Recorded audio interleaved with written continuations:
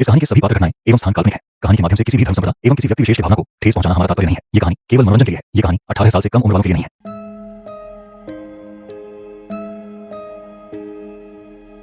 नमस्कार दोस्तों, स्वागत है आप सभी का एक बार फिर से मेरे इस चैनल में, जिसका नाम है घोस्ट टॉक बाय आर्यन।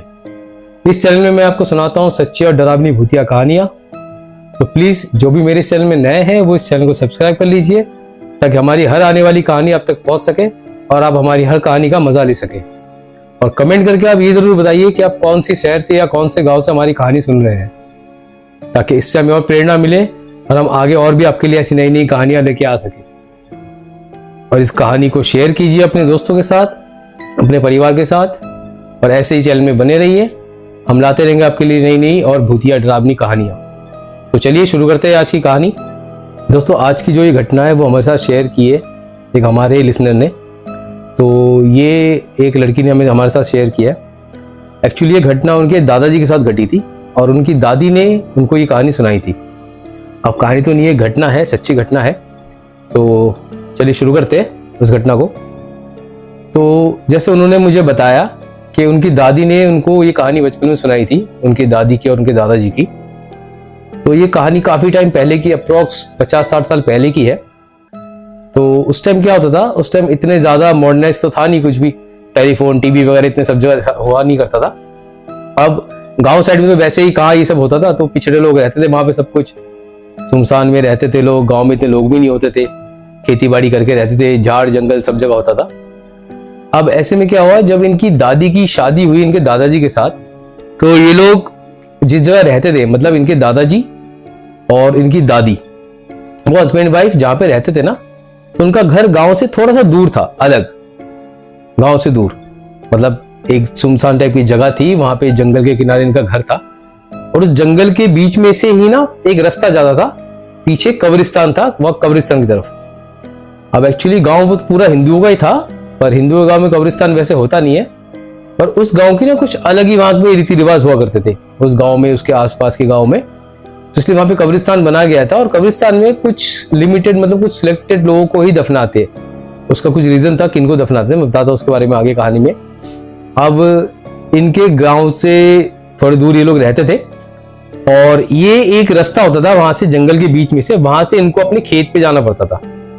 अब उस रास्ते में से बहुत ही कम लोग आना जाना करते थे, मगर इनकी दादी और इनके दादाजी जो है उस जंगल के रास्ते में से अपना खेत में जाते थे।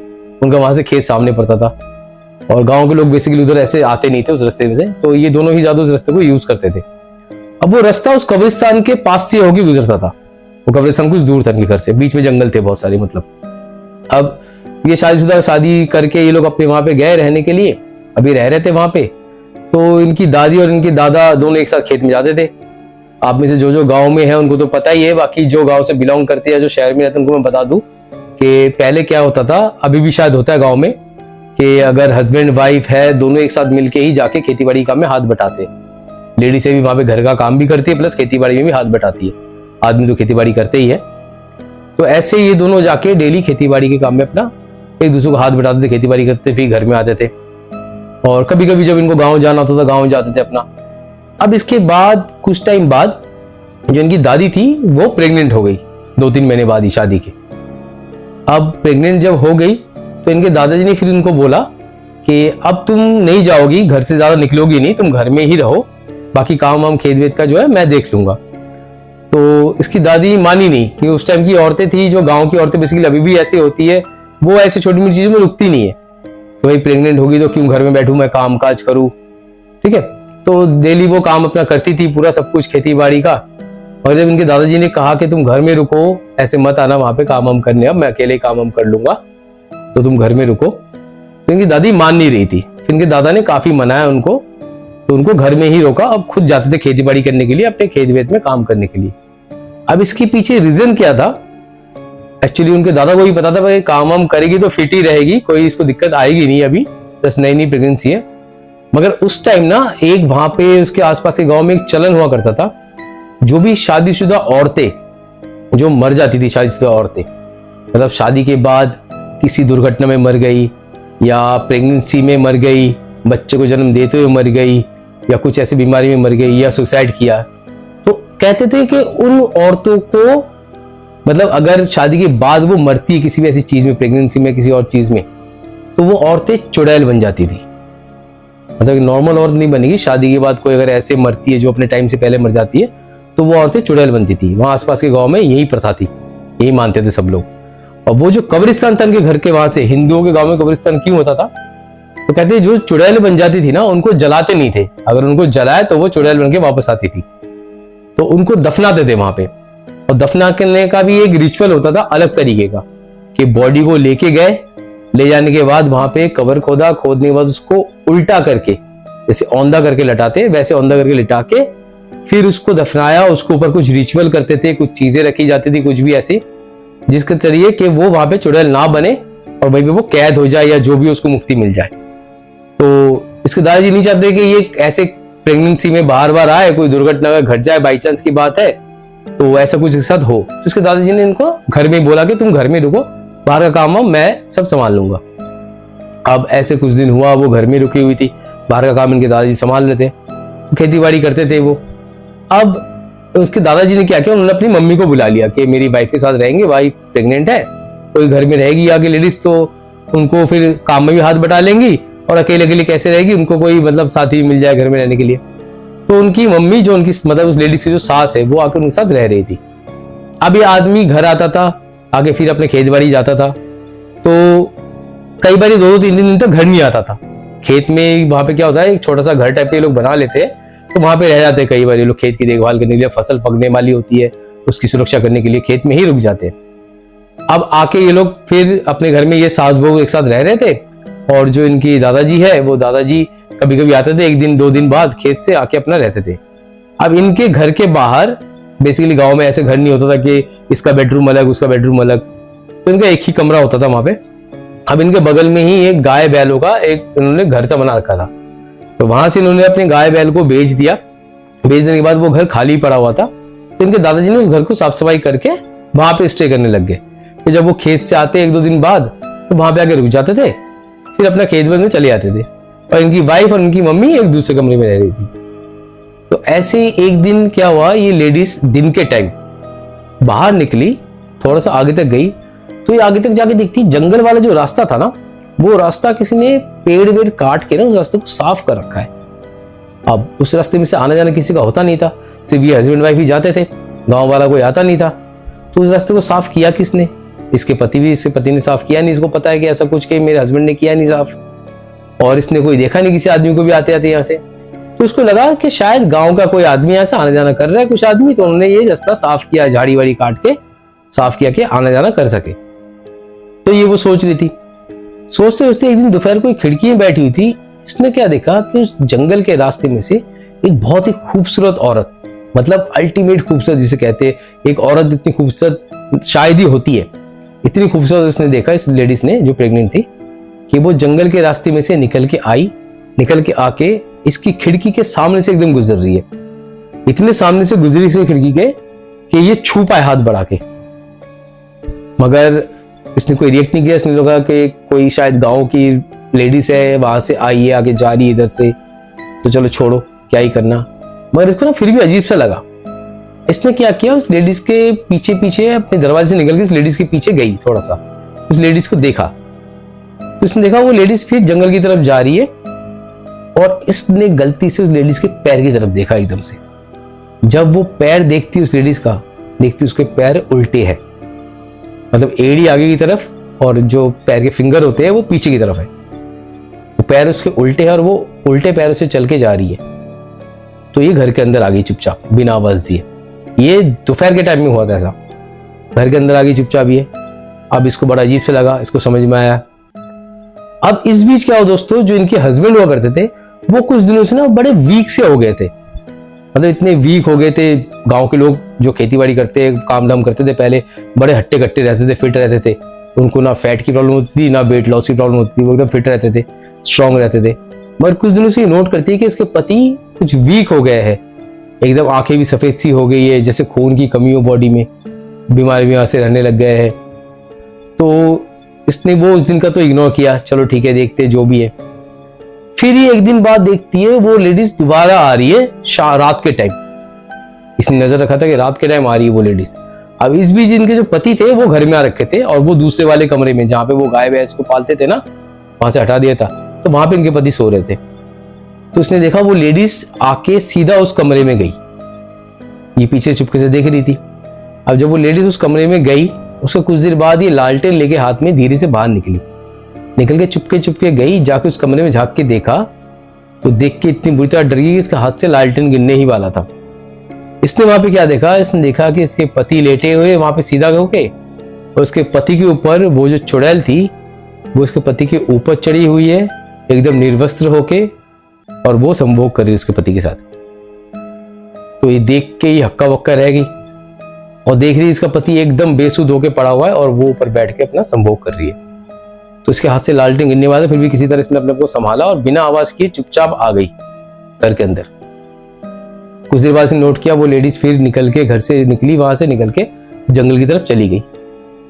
ये समझ गई पूरा मामला कि क्या हुआ क्या नहीं हुआ। अब नेक्स्ट डे इसने अपने पति को बोला कि मुझे डॉक्टर के पास जाना है।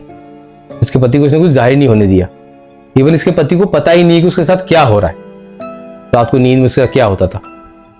तो इसने अपने पति को बोला मुझे डॉक्टर के पास जाना है। इसने अपने पति को भी कुछ बताया नहीं कि पति को कुछ बोलूंगी वो हड़बड़ाहट में कोई कदम उठाएगा, और ये गांव के लोग थे, इनको पता था पहले कि क्या होता है ये सब चीजें क्या नहीं होता। तो जहां तक मैंने इस कहानी से सुना है, इन्होंने मुझे बताया कि कोई ऐसी चुड़ैल होती है जब भी ये किसी के ऊपर ऐसे हावी होती है या कोई अपना शिकार पकड़ती है, तो उसके साथ अगर ये कुछ करती है ऐसा, तो धीरे धीरे वो उसको मार देती है। मतलब उसके साथ संभोग करते हुए उसका सारा शक्ति चूस लेगी, सब खून चूस लेगी उसका, धीरे धीरे वो उसको मार देगी। और वो यहीं पे नहीं रुकती, वो उसको मारने के बाद क्या करती है, फिर उसके पूरे परिवार को खत्म करती है। वो खत्म करके फिर वो नए शिकार में जाती है। तो इस औरत को पता था ये सब, क्योंकि उस गांव में ये सब चीजें आम हुआ करता था। तो उस औरत ने क्या किया, जाके गांव में पता किया। पहले डॉक्टर के पास गई, डॉक्टर दिखाने के बाद गांव में उसने पता किया जाके कि हाल ही में कोई किसी की डेथ हुई है ऐसे क्या, जिसको दफनाया गया, वहां पे जाके रिचुअल ठीक से नहीं किया गया, ऐसा कुछ भी फलाना ढिकना। तो गांव वाले ने बोला कि नहीं, इस गांव में तो ऐसा कुछ नहीं हुआ हाल ही में, यहाँ पे तो ऐसा कुछ किसी की डेथ नहीं हुई किसी लेडीज की, तो आप जाके दूसरे वाले गांव में पता कर लो एक बार। तो ये जाती है दूसरे वाले गांव, वहां जाके भी पता करती है। पता करने के बाद इसको पता चलता है वहां पे कि हाँ कुछ दिन पहले ही फलाने की बहू थी, वो डेथ हुई है उसकी, उसने शायद फांसी वसी कुछ लगाया था, उसकी डेथ हुई है। अब वो जब उसकी डेथ हुई है तो उसको ले आकर उन लोगों ने दफनाया वहां पे। दफनाने के बाद इन्होंने क्या किया, पूरी तरह से रिचुअल नहीं किया था, जो रिचुअल करते हैं चुड़ैल को रोकने के, चुड़ैल ना बने वो और उठ के वहां से या बन के वहां से ना आए, उसके लिए एक रिचुअल होता था। वो रिचुअल उनके घर वालों ने ठीक से किया नहीं था। होता है भाई, जब डेथ सिनेरियो होता है किसी घर में, वो लोग टूटे रहते हैं। अब किसको ही पता कि या कौन यकीन करेगा हमारे घर वाले चुड़ैल बनेंगे। वो जस्ट लोगों के मारे सीधा दफना के आए वहां पे उसको वहां से। अब इस औरत ने पूछा उनसे कि उनकी कब्र कौन सी है, कहाँ पे उनको दफना है, वो हमें बताओ, हमारे साथ ऐसे ही दिक्कत हो रही है।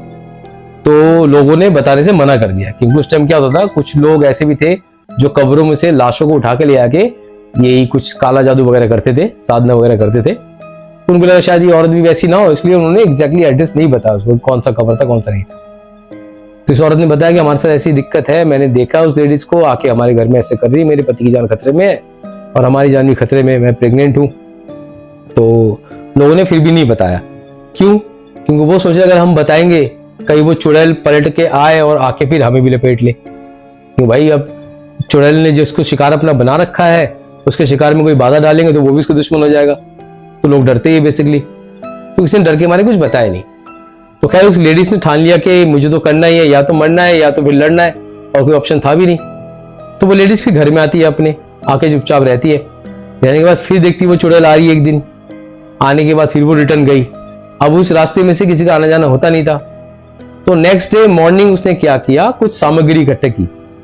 अब वहां उसने पूछताछ कर ली थी, बाकी वहीं की वो लोकल निवासी थी, तो उनको पता था कि रिचुअल इनमें क्या किया था जिससे जो चुड़ैल वापस ना आए, या वहां पे चुड़ैल स्टॉप हो जाए, या वहां पे वो बंदी के रह जाए दफनाने के बाद।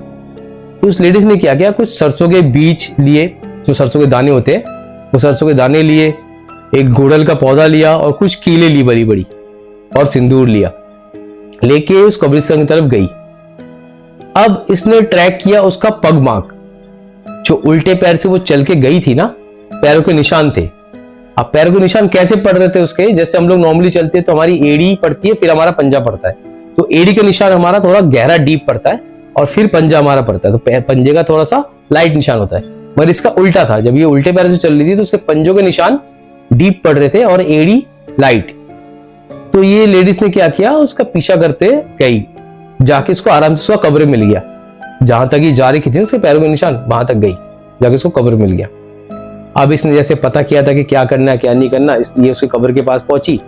पहुंचने के बाद इसने क्या किया, उस कब्र के ऊपर वो जो गोडल का पौधा होता है वो पौधा उसने लगा दिया। लगाने के बाद कब्र के ऊपर इसने सरसों छिड़क दिए बहुत सारे। कहते हैं कि सरसों के बीज जब छिड़क दो तो ये चुड़ैल हो गया, वैम्पायर हो गया, कुछ भी ऐसे होता है ना, तो उनकी स्मेल आती है उनकी। इसकी स्मेल आने के बाद वो लोग ना आगे नहीं बढ़ते जब तक इसको पूरा गिन नहीं लेंगे। अब इसको गिनने में उसको सुबह हो जाती, ठीक है, क्योंकि सरसों के बीज मुट्ठी भर भी छिड़कते तो उसमें कम से कम हजारों बीज होती है। अब वो छांट के उठा के गिनेगी वहां से। तो सरसों के बीज छिड़क दिए और 4 कील लेके उसके कब्र के चारों तरफ उसने गाड़ दिया। गाड़ने के बाद वहां पे सिंदूर छिड़क दिया।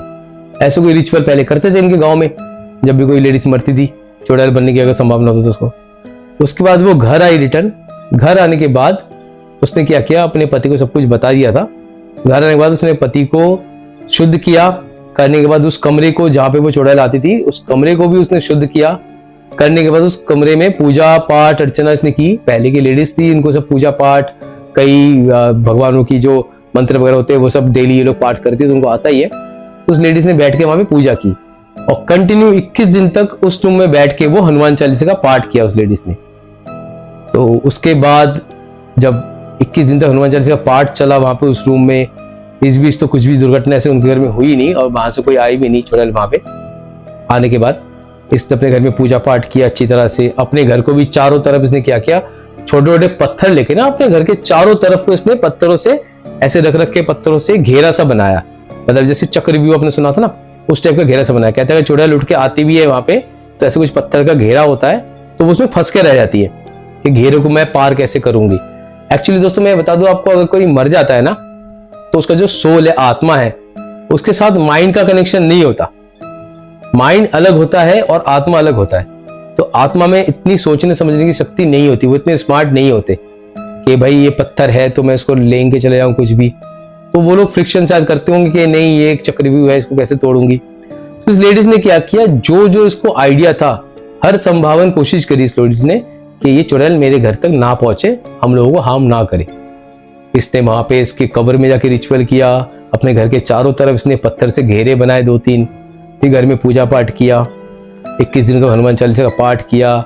सिंदूर विंदूर से घर को, गोबर से घर को लेपा, जो भी ये कर सकती इसने सब कुछ सारी कोशिश करी। करने के बाद उनको इस दुनिया मतलब जिंदगी में दोबारा ऐसी चीज देखने की जरूरत नहीं पड़ी, ना वो चुड़ैल उठ के वहां से इनके पास कभी आई। तो इसके कुछ महीनों बाद इसको बच्चा हुआ, लेडीज को सब ठीक थे ये लोग। तो बच्चा होने के बाद इनके बच्चे बड़े भी हुए, इनकी फैमिली आगे बढ़ी। तो एक दिन इन्होंने अपनी पोती को ये सब कहानियां सुनाई, ये बातें बताई थी। उन्होंने हमारे साथ ये कहानी शेयर किया। अब मैं इसमें जगह और लोगों के नाम नहीं ले सकता हूँ, कुछ रीजन होते हैं जिसकी वजह से लोग हमें मना करते हैं, हम लेते नहीं है। जो हमें अप्लाई करेंगे कि आप हमारा नाम लो, जगह का नाम लो, हम उनका ले सकते हैं, ठीक है। तो दोस्तों कहने का मतलब ये था कि उन्होंने जितनी कोशिश करी अपने घर को बचाने की, जो कर पाई उन्होंने सब कुछ किया और वो कामयाब भी हुई। तो ये थी आज की कहानी।